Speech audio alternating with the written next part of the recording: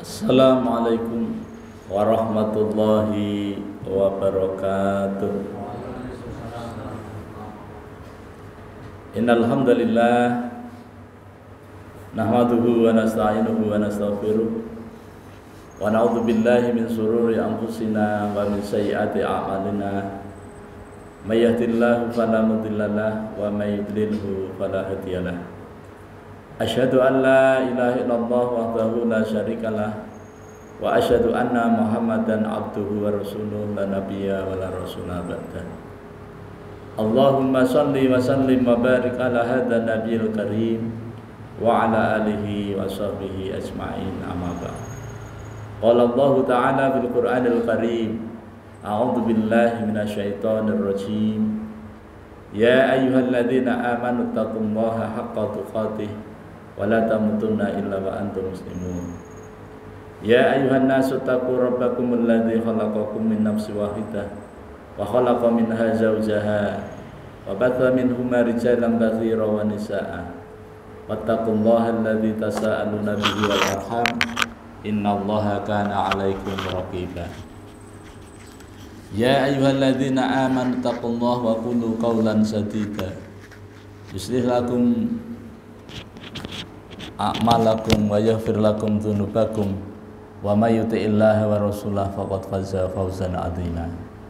Fa inna asdaqal hadits kitabullah wa khairul hadi hadi Muhammadin sallallahu alaihi wasallam wa syarrul umuri muhdatsatuha wa kullu muhdatsatin bid'ah wa kullu bid'atin dhalalah wa kullu dhalalatin finnar.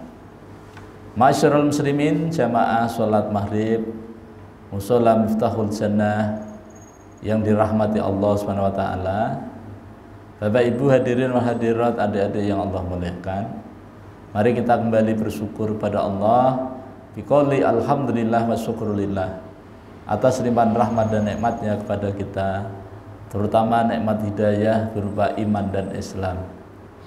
Yang nikmat ini merupakan modal utama yang Allah berikan kepada kita, kemudian kita kembangkan dalam bentuk amal soleh. Yang amal soleh inilah nanti yang insya Allah akan setia menemani kita pada saat kita sendirian di alam barzah. Nikmat kesehatan, nikmat panjang umur, nikmat waktu luang yang Allah berikan kepada kita, sehingga dengan nikmat itu kita dapat melaksanakan sebagian dari perintahnya, yakni melaksanakan sholat fardu maghrib secara berjamaah di musola yang kita cintai ini.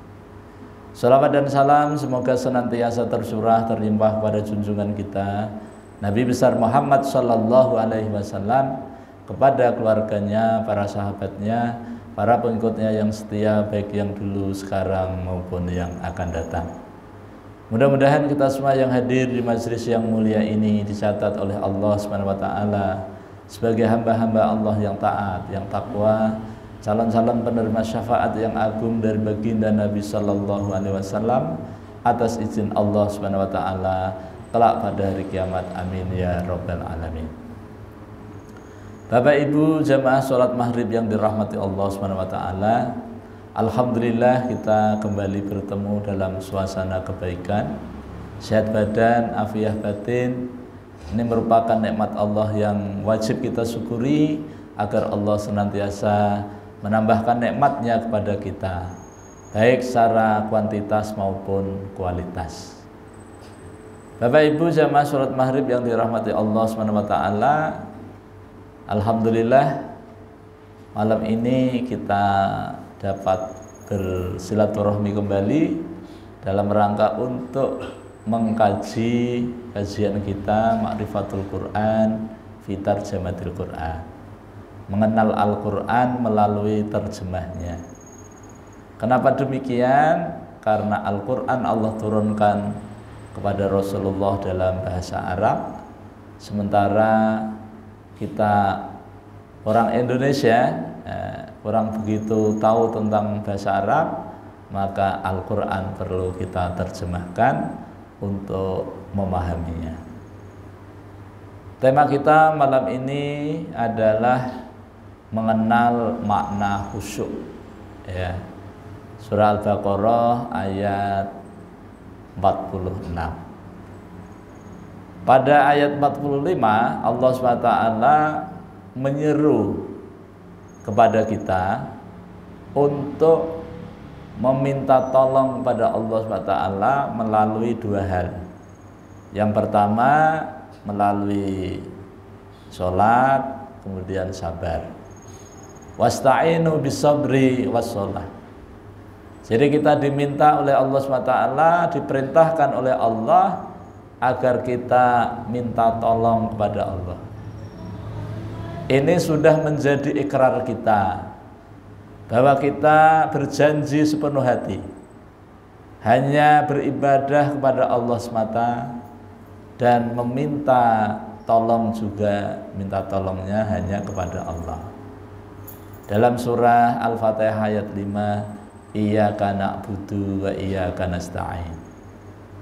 Kemudian Allah SWT pada ayat 45 menyeru kepada kita agar kita minta tolong kepada Allah melalui wasilah, perantaraan, yaitu sabar dan sholat. Wa innaha lakabiratun illa 'alal khashiin.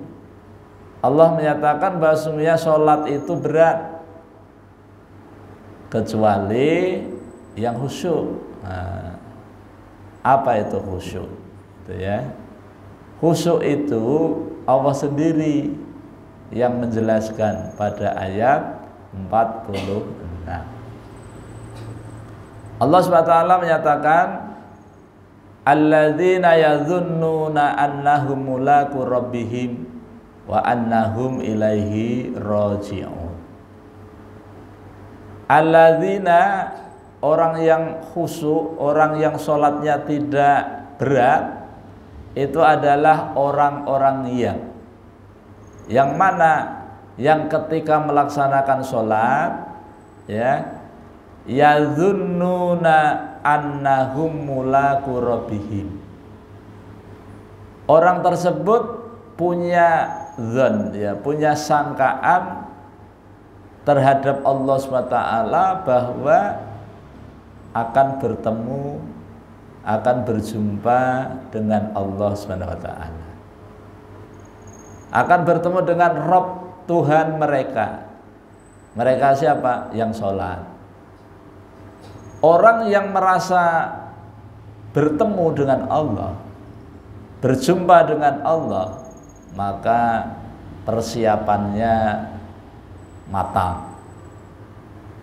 Apalagi bertemu dengan Allah, ya. Kita mau menghadiri undangan wali kota saja, persiapan kita masak-masak. Baju yang cocok yang mana ini? Kopiah yang pas yang mana? Celana yang bagus yang mana? Sepatunya, kaos kakinya, semuanya dipersiapkan. Karena mau menghadap wali kota ini, ya. Makanya khusyuk. Jadi khusyuk itu kalau di dalam bahasa Indonesia, upaya pemikiran yang sungguh-sungguh dalam rangka untuk melaksanakan suatu kegiatan. Misalnya kita itu mau ke undangan tadi, sungguh-sungguh persiapan kita pikirkan matang-matang, ya. Nah, kemudian apa yang harus kita bawa menghadap Pak Wali Kota? Mobil yang mana ini dari sekian banyak mobil yang ada ini? Walaupun nanti sampai di sana ya diparkir kan, nggak dibawa menghadap, ya. Tapi ini termasuk pemikiran, persiapan yang matang dalam rangka untuk menghadiri undangan wali kota. Lah bagi orang yang sholat, ini adalah orang yang menghadiri undangan Zat yang maha segala-galanya, Allah Subhanahu wa ta'ala. Nah, makanya kalau kita merasa menghadap Allah, merasa mendatangi undangan Allah, dan Allah itu sudah Zat yang kita berikrar, maka sebelum sholat, sebelum kita melaksanakan hal tersebut, kita persiapkan matang-matang. Tapi ada baru maghrib ini, adzan. Allahu Akbar, Allahu Akbar. Baru adzan. gitu ya. Sambil siap-siap gitu ya. Nah, jadi kalau yang seperti itu, insya Allah pelaksanaan sholatnya biasa-biasa saja. Tapi kalau setengah jam sebelumnya sudah dipersiapkan, apalagi jadi imam misalnya, atau muadzin misalnya, kira-kira lagu yang akan saya kumandangkan itu nanti lagu apa? Surah yang akan kita bacakan itu surah apa setelah Al-Fatihah? Sudah dipersiapkan. Dan pilihan ayat-ayat di dalam Al-Quran itu, kalau di dalam Ma'rifatul Quran ya, itu kita mengetahui Al-Quran yang 30 juz, 114 surah, 6.236 ayat, 1.124.000 huruf, 77.845 kali pengulangannya di dalam Al-Quran. Itu ada 4 bagian. Jadi Al-Quran itu dibagi 4 ya. Maksudnya bukan seperempat untuk Pak Haji, seperempat bukan, tapi ada 4 bagian. Yang pertama, Al-Quran disebut dengan sab'u tiwal, 7 surah yang ayatnya panjang banar ya. Ada yang lebih dari 200, ada yang lebih dari 100 ya. Tapi ini yang kategorinya adalah surah yang ayatnya panjang-panjang. Itu terdapat pada surah Al-Baqarah sampai surah At-Taubah.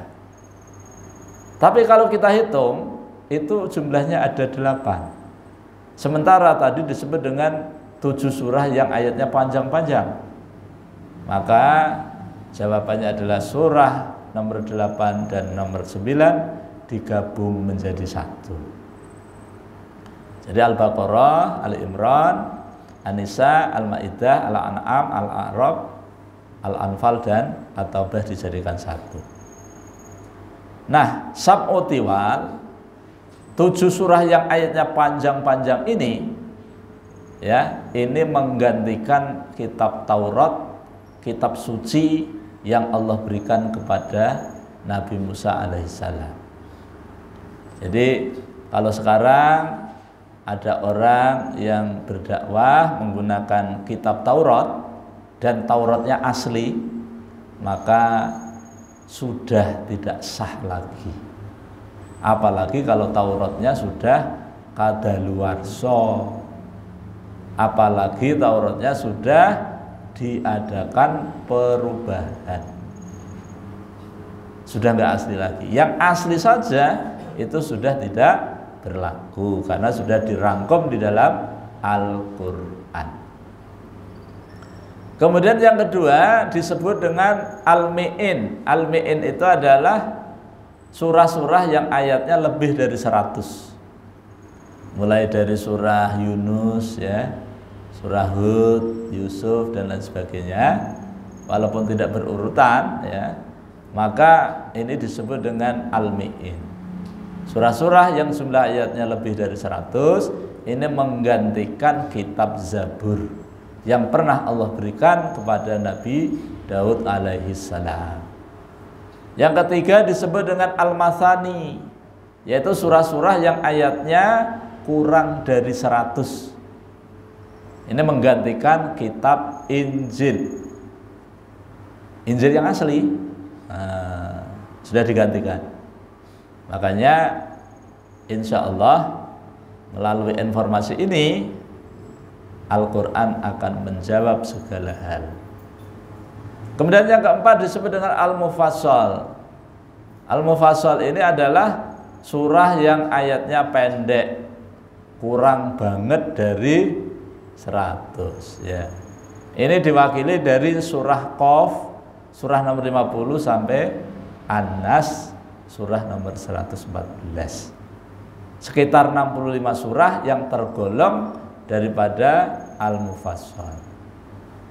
Nah, yang 65 ini bukan menggantikan kitab, tapi khusus Allah berikan kepada Rasulullah sebagai penghormatan, penghargaan, bukti cinta Allah kepada Rasulullah. Sehingga dengan surah-surah ini menjadi utama. Makanya surah-surah ini baik secara riwayat ada menyebutkan keutamaan secara khusus masing-masing surah, tapi Al-Mufassal tadi memiliki keutamaan secara umum. Ya, jadi ada yang khusus, ada yang umum. Ya, misalnya surah Al-Ikhlas tentunya keutamaan khusus. Misalnya Bapak Ibu nanti mau istirahat, tidur, sebelum tidur ambil air wudhu, kemudian membaca surah Al-Ikhlas 3 kali, maka ini nilainya sama dengan menghatamkan Al-Quran. Karena satu surah Al-Ikhlas itu dinilai 10 juz, 3 kali berarti 30 juz. Dan ini Rasul pesankan kepada putri beliau Fatimah, dan juga dipesankan kepada istri beliau. Jadi jangan sampai kita itu sholat, tidur sebelum kita menghatamkan Al-Quran. Cukup membaca 3 kali surah Al-Ikhlas. Nah, tapi kalau misalnya tidak ada keutamaan secara khusus di dalam riwayat, maka secara umum bahwa sudah diberitahukan kepada Rasulullah bahwa surah-surah yang pendek-pendek tadi itu adalah pemberian yang merupakan keutamaan yang Allah berikan kepada Rasulullah sallallahu alaihi wasallam. Ini adalah bagian dari Al-Quran. Kenapa informasi ini perlu kita terima, ya, perlu kita sampaikan supaya umat Islam yang biasa membaca Al-Quran bisa memahami. Kalau ajarannya sudah diganti, ajarannya sudah ditutup, kemudian masih ada, maka itu syariat ilegal, tidak resmi, ya, tidak bisa diakui oleh Allah Subhanahu wa taala, karena amalan itu nanti akan diklaim pahalanya. Nah, ketika kita melakukan amalan kemudian tidak disuruh, sumber perintahnya ternyata palsu, maka klaim itu nanti tidak bisa dilayani. Seperti kita beli spare part, ya, beli spare part ternyata KW, bukan KW 12 tapi KW 9. Ya. Kemudian ternyata tidak cocok, mau diklaim nih, mau ditukar, ternyata nggak bisa dipakai nih. Ya, nggak bisa diklaim untuk mengklaim spare part yang ori, gitu ya. Begitu juga dalam kita beramal juga begitu. Nah, Bapak Ibu hadirin wal hadirat yang dirahmati Allah Subhanahu wa taala, kita kembali kepada masalah khusyuk. Khusyuk tadi adalah mempersiapkan diri untuk melaksanakan aktivitas. Karena sholat ini adalah aktivitas ibadah, maka kita siapkan sedemikian rupa. Makanya kita alhamdulillah ya, setiap waktu itu dikirimi jadwal waktu sholat. Sholat zuhur hari ini Jumat nggak ada, libur, nggak ada sholat zuhur, tapi jamnya tetap, yaitu jam 12 lebih sekian. Kemudian nanti tiba asar kurang 15 menit datang lagi jadwal waktu sholat asar. Maghrib setengah jam sebelumnya malah sudah datang, ya, maghrib pukul 18.38. Nah begitu. Nah ini bagian daripada upaya untuk meningkatkan kualitas ibadah kita, terutama ibadah sholat, untuk mencapai kekhusyuan di dalam sholat. Makna lain, khusyuk itu adalah sadar. Nah, kalau kita ini sholat, maka kita ini sadar bahwa kita ini sedang sholat. Kalau kita menyadari bahwa kita sedang sholat dan kita ini menghadap Allah, maka tentu ungkapan-ungkapan kalimat yang disampaikan kepada Allah tentu dipilih dengan kalimat-kalimat yang mulia. Tentu bukan kalimat-kalimat yang sebaliknya. Makanya di dalam sholat itu tidak sah apabila kalimat yang dibaca itu selain bahasa Arab, selain sumbernya dari Al-Quran, atau kalimat-kalimat yang diajarkan oleh Rasulullah. Selain itu tidak bisa. Bagaimana kalau berdoa pakai bahasa Indonesia pada saat sujud misalnya? Nggak boleh kalau diucapkan. Ya Allah, berikanlah kebaikan dunia dan akhirat. Tapi pakai bahasa Indonesia batal. Nah, kalau pakai bahasa Indonesia, doa kita panjatkan di dalam hati saja pada saat sujud misalnya. Biasanya kan seorang hamba yang paling dekat dengan Tuhan itu kan pada saat sujud. Dan sujud itu ada ketika sholat. Nggak sholat kok sujud, mungkin sujud syukur ya mungkin. Nggak sholat tapi sujud. Nah, sujud syukur, oh ternyata kabar gembira telah diresmikan Masjid Al-Faq, ya itu ya. Alhamdulillah. Kabar gembira akan ditingkatkan status musola Miftahul Jannah menjadi masjid. Digedein. Sebenarnya ini sudah tinggal di tingkat 5 gitu ya. Nah, ini kabar gembira. Kemudian sujud mungkin. Jadi kita sadar bahwa kita sedang sholat itu sudah mencapai tingkat khusyuk.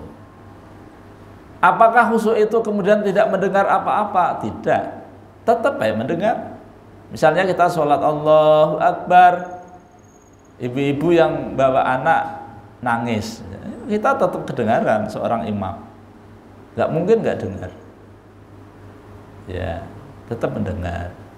Ada anak muda naik sepeda motor lewat musola ini, knalpotnya diambil sehingga suaranya nyaring benar, dengar juga. Cuma nggak usah dipikirin, nggak usah dibayangin, apalagi dikembangkan. Wah, ini si anak itu pasti merek motornya Yamaha. Ini pasti olinya hampir habis. Dikembangkan, akhirnya lama-lama salam. Iya, itu enggak. Kalau tetap mendengar, ya enggak apa-apa, tetap aja. Nah, tapi kita ya sudah, kalau sudah mendengar ya sudah, stop. Kita hubungan lagi kepada Allah. Nah, kemudian ada upaya-upaya agar kita ini mencapai sholat yang khusyuk. Ya, mencapai. Kan tadi ayatnya alladzina yadzunnuna annahum mulaqu rabbihim. Jadi orang yang sholat yang khusyuk itu punya keyakinan bahwa ketika sholat itu akan ketemu Allah. Atau nanti kalau kita mati itu akan menghadap Allah. Dan ketika menghadap Allah itu akan bertanya. Semua nikmat yang Allah berikan kepada kita ini akan ditanya. Ya, bukan dibiarkan begitu saja, tidak. Nah, dengan begitu maka kita akan mikir nih, ya. Jadi nikmat Allah yang selama ini diberikan kepada kita ini kan tidak cuma-cuma, harus ada timbal balik. Ketika aku berikan rezeki kepada kalian, kemudian kalian punya kewajiban yang merupakan hak saya, yaitu beribadah. Gitu kan? Kayak di surah Al-Kautsar, surah yang pendek sekali di seluruh dunia. Nggak ada yang lebih pendek daripada Al-Kautsar. Ya, ini Ustaz Nafal ada? Ada? Ada. Oh, nggak ada ya? Nah, surah Al-Kautsar ini surah yang terpendek di dalam Al-Quran. Di mananya? Apa di jumlah ayat? Kalau jumlah ayat ada 3. An-Nasr juga 3 ayat, Al-As juga 3 ayat, Al-Kautsar 3 ayat. Nah, jadi Al-Kautsar ini terpendek karena Al-Kautsar ini dari jumlah katanya cuma 10. Kalau dihitung kan setiap ayat itu terdiri dari 3 ya, huruf, isim, fi'il. Ketika kita potong-potong dibikin satu kata, maka surah Al-Kautsar ini yang 3 ayat itu cuma 10 kata. Dari 10 kata itu kemudian dihitung berapa huruf. Inna, alif, nun, nunnya bertasydid dihitung, terus ada alif lagi dihitung. Itu jumlahnya 40 huruf. Makanya pendek banget. Nah, tapi walaupun pendek, keutamaannya luar biasa. Dan ini bisa kita ketahui dalam kajian tafsir.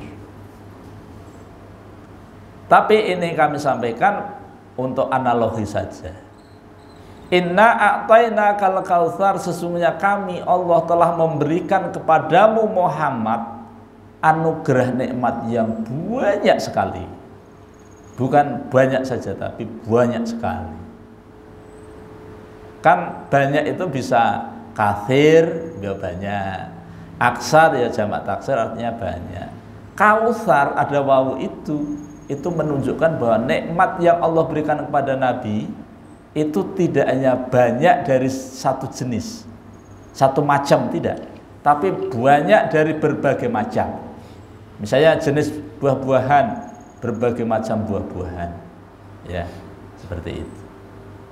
Maka Allah meminta fasolli, maka dengan nikmat itu semua hendaklah kamu itu sholat, ya. Untuk siapa? Li rabbika, untuk Tuhanmu. Wanhar, dan berkorbanlah. Nah, berkorban untuk siapa? Ya untuk Tuhanmu. Nah, itu ya. Jadi ini ada 2 perintah, untuk sholat karena Allah, kemudian juga untuk berkorban. Bagaimana sholatnya untuk Allah? Oke, tapi korbannya untuk selain Allah, rusak dua-duanya. Kan kita ini kadang-kadang iman kita ini kadang-kadang terganggu. Yang mengganggu ini ya bisikan-bisikan yang ada di dalam diri kita. Karena di dalam diri kita ini kan ada malaikat, ada setan, ya. Nah, ini masing-masing memberikan bisikan-bisikan. Makanya kalau kita bicara malaikat itu, kalau di Quran itu ada 88 kali pengulangannya. Setan juga sama, ya. Kemudian kalau kita bicara tentang takwa itu ada 115 kali. Tapi sebaliknya takwa adalah maksiat atau memperturutkan nafsu, kata nafsu juga 115 kali. Ini Al-Quran memang unik, tapi luar biasa, gitu ya. Nah, ada orang yang sholatnya di masjid, ya, berdoanya kepada Allah sudah sesuai dengan ikrar. Tapi ketika terjadi gelombang laut naik 6 meter sampai ke pantai 3 meter, sampai lewat Sungai Barito, sampai batu baranya nggak bisa lewat, ya kan? Maka mendapatkan bisikan dari sebelah supaya segera reda gelombang laut dan sungai-sungai, maka sembelihlah sapi seekor untuk disedekahkan para orang miskin dan anak yatim. Tapi kepalanya dibuang di pantai supaya reda. Ini berkorban bukan untuk Allah, tapi berkorban untuk selain Allah. Nah, ini di dalam ajaran Islam itu syirik, ya. Kalau kita punya keyakinan seperti itu. Nah, ini kalau kita berbicara tentang sholat khusyuk itu upaya-upayanya ada. Itu tadi yang pertama. Yang kedua, supaya kita mendapatkan sholat yang khusyuk itu gimana? Kita belajar mencoba memahami kalimat-kalimat yang kita baca. Kemudian artinya apa? Maknanya apa? Insya Allah dengan kita mentadaburi ayat-ayat yang kita baca pada saat kita sholat, insya Allah kita nggak sempat mikirin yang lain. Bahkan tidak sempat mikirin BBM naik, nah, gitu ya. Pak Haji, BBM naik lagi ya? Enggak. Kadang-kadang saya ini tiba-tiba mendapat kabar, ini sudah naik lagi yang pertama. Taunya itu ya setelah beli, loh kok nggak sama gitu ya. Alhamdulillah ya, kita ini kaya raya dengan tambang minyak, harganya juga murah, tapi untuk warga negara sendiri dinaikkan berkali-kali tanpa permisi dengan yang punya negara. Siapa? Rakyat. Nah, gitu ya. Alhamdulillah. Sampai-sampai teman saya itu, Ustadz, saya minta doa. Apa? Doa supaya 1 tahun itu BBM naik 10 kali. Supaya apa? Supaya negeri ini tutup. Itu bukan minta doa, itu nggak usah berdoa. Nggak usah berdoa, sudah kabul. Itu. Bapak Ibu hadirin hadirat yang dirahmati Allah SWT, misal kita baca Al-Fatihah nih. Alhamdulillahirabbil alamin, alhamdulillah segala bentuk puji-pujian lillahi kepunyaan Allah, Rabbi Rabb pemelihara ya, pemberi rizki, al-alamina seluruh alam, tapi dalam hati. Sebabnya terjemahan itu kalau diucapkan itu batal. Misalnya Imam Alhamdulillahirabbil alamin, segala puji bagi Allah Tuhan semesta alam. Ar-Rahmanir Rahim, Maha Pengasih, Maha Penyayang. Malah bubar kayaknya. Walaupun niatnya baik ya, tapi nggak mengikuti contoh. Memahaminya di dalam hati saja. Belajarnya di luar sholat. Pada saat sholat diterapkan. Itu salah satunya. Kemudian yang selanjutnya, agar kita itu mendapatkan nilai kekhusyuan di dalam sholat ini adalah kita yakin bahwa kita ini akan kembali kepada Allah. Wa annahum ilaihi raji'un. Dan sesungguhnya mereka orang yang sholatnya khusyuk, sholat itu mereka yakin, percaya bahwa mereka akan kembali kepada Allah. Kalau kita menyadari bahwa kita akan kembali kepada Allah, berarti kan pakai persiapan. Persiapan apa? Persiapan amal soleh. Amal soleh yang didasari dengan iman. Sebab amal tanpa iman ini tidak sah, tidak bisa diterima oleh Allah SWT. Iman tok tanpa amal yaitu bohong. Seperti surah yang dibaca imam kita tadi ya, surah Al-Ma'un ya, yang rakaat kedua. Kan Allah itu mengajak berdialog. Ara'aital ladzi yukadzibu biddin, apakah ra'a melihat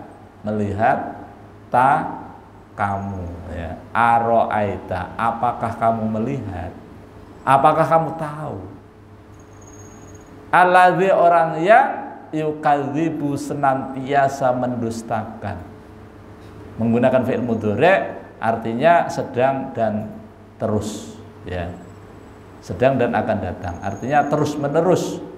Yukadzibu mendustakan. Ad-din ini kalau diterjemahan itu adalah agama. Tapi kalau ditafsir ad-din di sini adalah hari pembalasan atau hari kiamat. Jadi kalau Allah kan bertanya nih, ini metode Allah cara belajar mengajar. Kadang-kadang Allah itu menggunakan metode tanya jawab. Ya. Kadang-kadang Allah itu menggunakan metode apa itu, yang pernyataan-pernyataan itu. Ini kan tanya, apakah kamu tahu orang yang mendustakan hari pembalasan? Gak dijawab. Dijawab oleh Allah SWT kan, ayat yang selanjutnya kan, alladzi yad'ul yatim. Yang mendustakan hari pembalasan itu adalah orang yang menghardik anak yatim. Nah, menghardik anak yatim itu misalnya gini, ada anak yatim baik di panti asuhan maupun di rumah ibunya sendiri, kemudian perlu makan, datang ke rumah kita minta makan, tapi ditolak, bahkan dibentak-bentak. Nah, itu namanya menghardik. Wala yahuddu ala ta'amil miskin. Orang yang mendustakan hari pembalasan itu adalah orang yang tidak menganjurkan memberi makan orang miskin. Menganjurkan saja kada hakun, boro-boro memberi. Jadi kalau kita tidak bisa memberi, tidak bisa membantu, ya diserahkan kepada saudara kita yang lain, diharapkan bisa membantu. Dalam sebuah riwayat dikatakan ada sahabat tanya kepada Rasul, ya Rasul, tunggangan saya, kendaraan saya ini macet, apa businya mati. Nah, jadi kendaraan zaman dulu itu kan onta, keledai mati. Bisa nggak saya bonceng? Rasul mengatakan, saat ini kendaraan saya penuh. Nah, kemudian ada sahabat lain, ya Rasul, saya tahu orang yang punya kendaraan yang bisa diboncengin. Nah, kata Nabi mengatakan ini, barang siapa yang memberikan informasi tentang kebaikan, maka dia mendapatkan pahala yang sama. Gitu. Suatu ketika Nabi didatangi oleh sahabat minta makan lah, tapi nggak ada, lalu diserahkan ke sahabat yang lain. Sahabat yang lain, siapa di antara kalian yang bisa menjamu tamu saya untuk malam ini?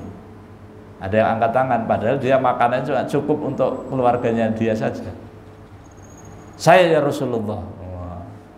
Jadi artinya ketika kita tidak bisa memberi, maka hendaknya kita limpahkan kepada orang lain yang bisa membantu.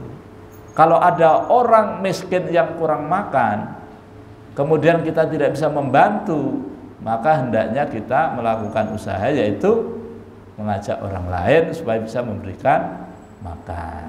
Gitu. Makanya kalau sudah begitu, langsung ada pernyataan fawailul lil musallin. Tapi ini sudah babnya lain. Sholat yang celaka ini adalah yang ciri-cirinya ayat berikutnya. Nah, jadi kalau kita ini dalam rangka untuk mendapatkan nilai kekhusyuan di dalam sholat, maka kita bisa melakukan hal-hal yang ulun sebutkan tadi. Nah, kemudian yang lain, supaya kita itu mendapatkan nilai kekhusyuan, ada upaya yang bisa kita lakukan di luar sholat. Misalnya, apa yang kita pakai, pastikan pakaian yang kita pakai adalah 100% halal. Kemudian makanan, minuman yang kita makan dan kita minum 100% halal. Uang yang kita pakai untuk membeli itu semua usahakan 100% halal. Kalau duit ini kan netral. Yang membuat duit haram ini bukan material duitnya, tapi cara mendapatkan duit itu nah yang jadi haram. Ini kalau ulun mau tanya ya, uang korupsi itu boleh nggak dipakai untuk bangun masjid? Uang korupsi boleh ya? Boleh banget ya. Uang korupsi, para koruptor itu nah yang uangnya disimpan di luar negeri, kemudian kita ambil untuk bangun jalan, infrastruktur, ya, bikin jembatan layang kah atau apa, boleh aja kan? Cuman persoalannya koruptornya ya nggak mau, ya kan? Koruptornya nggak mau mendapatkan dukungan. Nah, kalau Pak Haji Hasbullah jadi panglimanya ini ya, mungkin bisa dipakai untuk bayar utang ya.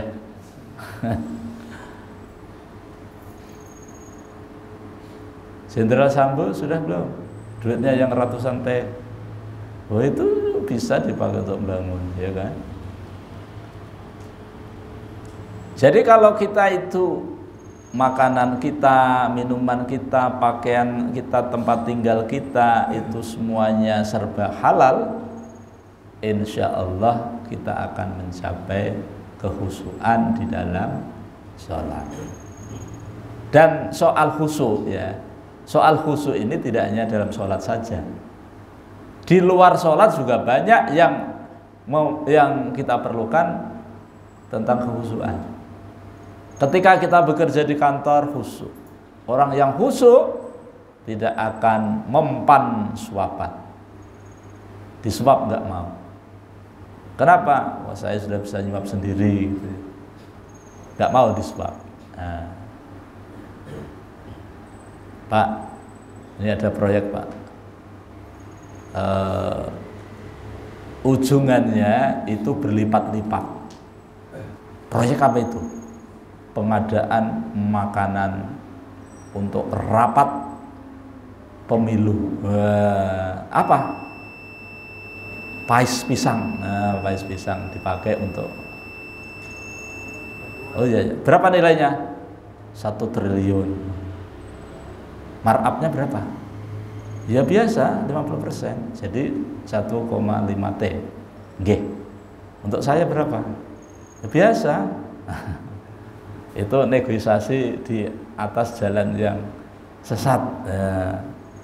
Bapak Ibu hadirin hadirat yang dirahmati Allah SWT, kenapa Allah SWT memberitahu kepada kita tentang sholat khusyuk ini?